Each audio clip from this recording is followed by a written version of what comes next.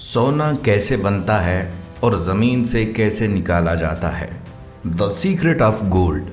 मौजूद दोस्तों, अगर आप ये समझते हैं कि सोना यानी ये चमकती हुई बेशकीमती धात हमारी ज़मीन खुद पैदा करती है, तो जदीद साइंसी तहकीकात आपके होश उड़ा देने के लिए काफ़ी हैं।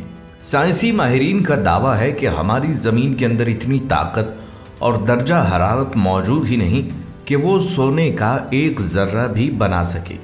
तो फिर सवाल ये पैदा होता है कि आखिर ये सोना ज़मीन पर आया कहाँ से। सच तो ये है कि सोना इस ज़मीन की चीज़ ही नहीं, बल्कि ये तो आसमान से उतरा हुआ एक कायनाती तोहफा है जो अरबों साल पहले खला में न्यूट्रॉन सितारों के होलनाक टकराव से पैदा हुआ और शहाब साक़िब के ज़रिए हमारी ज़मीन पर बरसाया गया। मगर मिट्टी के अंदर पत्थरों और चट्टानों की शक्ल में छुपे इस रॉ मटेरियल यानी खाम सोने को ज़मीन की तहों से निकालना, इसे पिघलाना और फिर फाइनल चमकती हुई खालिस ईंट की शक्ल में तैयार करने का वो दिल दहला देने वाला ख़तरनाक साइंसी अमल क्या है जिससे आम लोग बिल्कुल नावाकिफ़ हैं।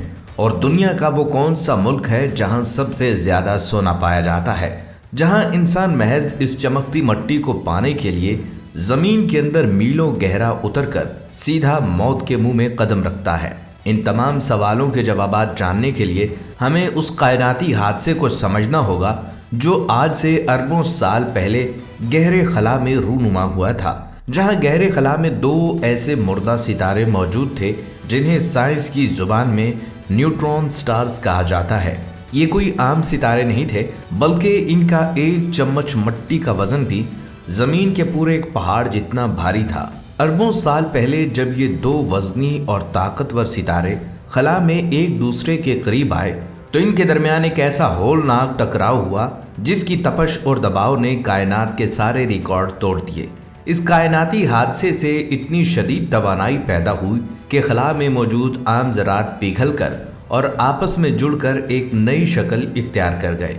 और ये वही लम्हा था जब कायनात में पहली बार सोना यानी गोल्ड वजूद में आया।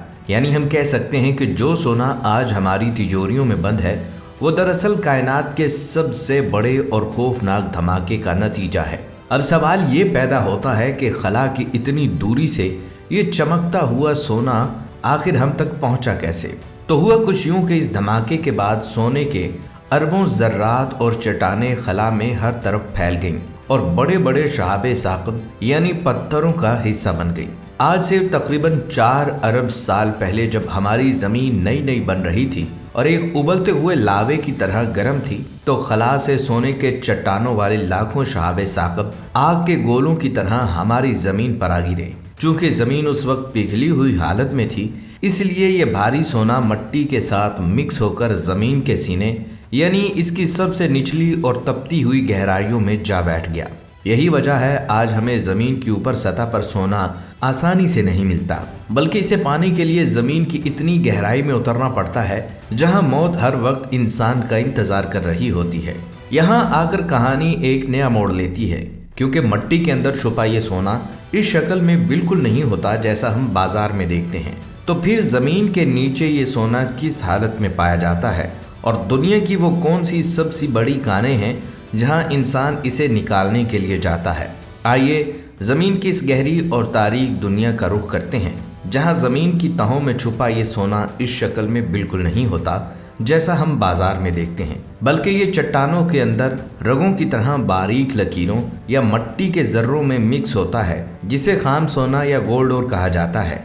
ये रॉ मटेरियल देखने में आम पत्थर जैसा लगता है, लेकिन इसके 1 टन यानी 1000 किलो पत्थरों को पीसने के बाद बमुश्किल चंद ग्राम खालिस सोना हाथ आता है। अब ज़रा सोचिए, इस चंद ग्राम सोने को पाने के लिए इंसान को ज़मीन के अंदर कितनी गहराई में उतरना पड़ता है।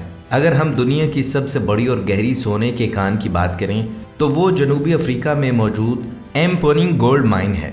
ये कान ज़मीन के अंदर 400 किलोमीटर से भी ज़्यादा गहरी है। ये इतनी होलनाक जगह है कि वहाँ ज़मीन के नीचे तपश 50 डिग्री से भी ऊपर चली जाती है, और अगर वहाँ बड़ी बड़ी मशीनों से ठंडी हवा ना पहुँचाई जाए तो इंसान सेकंड्स में तप कर मर जाए। वहाँ काम करने वाले मजदूर रोज़ाना लिफ्ट के ज़रिए इस अंधेरे जहन्नम में उतरते हैं और इन चट्टानों को बारूद से उड़ाते हैं। इसके अलावा दुनिया में सोने के सबसे बड़े ज़खायर اور پیداوار کے لحاظ سے دیکھا جائے تو چین، آسٹریلیا اور روس جیسے ممالک سب سے اوپر آتے ہیں، جہاں ہر سال سینکڑوں ٹن سونا نکالا جاتا ہے۔ لیکن حیرت کی بات یہ ہے کہ اس خطرناک ترین مائننگ کے بعد جو پتھر اور خام سونا باہر آتا ہے وہ تو صرف ایک مٹی کا ڈھیر ہوتا ہے، تو پھر اس کالے پیلے پتھر سے وہ چمکتی ہوئی چورس اور قیمتی سونے کی اینٹ کیسے تیار کی جاتی ہے، اور وہ کون سا کیمیکل کا خطرناک عمل ہے جس سے سونا نکھر کر سامنے آتا ہے۔ آئیے اب فیکٹری کے اس تپتے ہوئے حصے کی طرف چلتے ہیں، جہاں کانوں سے نکلے ہوئے ان وزنی پتھروں اور چٹانوں کو بڑی بڑی مشینوں میں ڈال کر بالکل پاؤڈر کی طرح پیس لیا جاتا ہے۔ اب اس پیسے ہوئے پتھر کے صفوف سے سونے کے باریک ذرات کو الگ کرنے کے لیے ایک انتہائی خطرناک کیمیکل عمل شروع ہوتا ہے، جسے سائنس کی زبان میں سائنائڈ لیچنگ کہتے ہیں۔ اس پاؤڈر میں پانی اور سائنائڈ کا کیمیکل مکس کیا جاتا ہے، جو پتھر کی مٹی کو الگ کر دیتا ہے اور سونے کے ذرات کو اندر گھول لیتا ہے۔ اس کے بعد اس محلول میں زنک کا پاؤڈر ملایا جاتا ہے، جس سے سونا مائع شکل میں نیچے بیٹھ جاتا ہے۔ اب اس مٹیالے رنگ کے سونے کو تپتی ہوئی بھٹیوں میں ڈالا جاتا ہے، جہاں کا درجہ حرارت 1100 ڈگری سیلسیس سے بھی زیادہ ہوتا ہے۔ اس ہولناک تپش پر سونا لاوے کی طرح پگھل جاتا ہے اور اس میں موجود تمام دوسری دھاتیں جل کر صاف ہو جاتی ہیں۔ آخر میں اس پگھلے ہوئے چمکدار سونے کو لوہے کے سانچوں میں انڈیل دیا جاتا ہے، اور جب یہ ٹھنڈا ہوتا ہے تو ہمارے سامنے ابھرتی ہے وہ چمکتی ہوئی خالص 24 کیرٹ سونے کی اینٹ، جس کی قدر پوری دنیا مانتی ہے۔ لیکن یہاں آ کر دنیا کے بڑے بڑے ماہرین معاشیات اور سائنسدان ایک عجیب پہیلی کے سامنے گھٹنے ٹیک دیتے ہیں، جو اس سونے کو کائنات کی تمام چیزوں سے منفرد بنا دیتی ہے، اور وہ یہ کہ اگر ایک دن زمین کی تمام کانیں ہمیشہ کے لیے بانجھ اور بند ہو جائیں تو بھی دنیا سے یہ سونا کبھی ختم نہیں ہوگا۔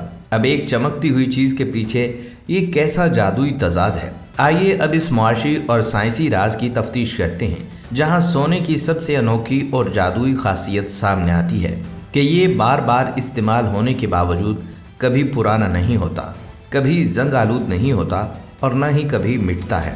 سائنس کی زبان میں سونا ایک نوبل گیس کی طرح نان ری ایکٹیو دھات ہے، یعنی مٹی، پانی، ہوا، کوئی بھی تیزاب اس کا کچھ نہیں بگاڑ سکتے۔ اس کا مطلب یہ ہے کہ اگر آج دنیا کی ساری کانیں ہمیشہ کے لیے بھی بند ہو جائیں تو بھی دنیا سے سونے کی مقدار کم نہیں ہوگی، کیونکہ یہ مسلسل ری سائیکل ہوتا رہتا ہے۔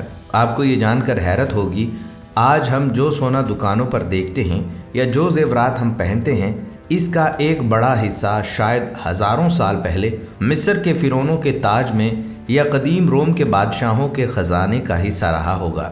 انسان اسی سونے کو بار بار پگھلاتا ہے، اس کا روپ بدلتا ہے اور یہ دوبارہ ایک نئی شکل میں ہمارے سامنے آ جاتا ہے۔ سونا کبھی کچرا نہیں بنتا، یہ موبائل فون کے پرزوں سے لے کر خلائی شٹل تک ہر جگہ بار بار استعمال ہونے کے بعد بھی اپنی اصل چمک اور قیمت برقرار رکھتا ہے۔ لیکن جب انسان زمین پر موجود اس دھات کی لازوال پائیداری اور بڑھتی ہوئی قیمت کو دیکھتا ہے تو اس کا لالچ اسے زمین کی حدوں سے باہر لے جاتا ہے، کیونکہ ماہرین فلکیات نے اب ہمارے چاند پر اور دنیا کے گہرے سمندروں کے نیچے سونے کے اتنے بڑے ذخائر ڈھونڈ نکالے ہیں کہ اگر وہ زمین پر آ جائیں تو ہر بندہ کھرب پتی بن جائے۔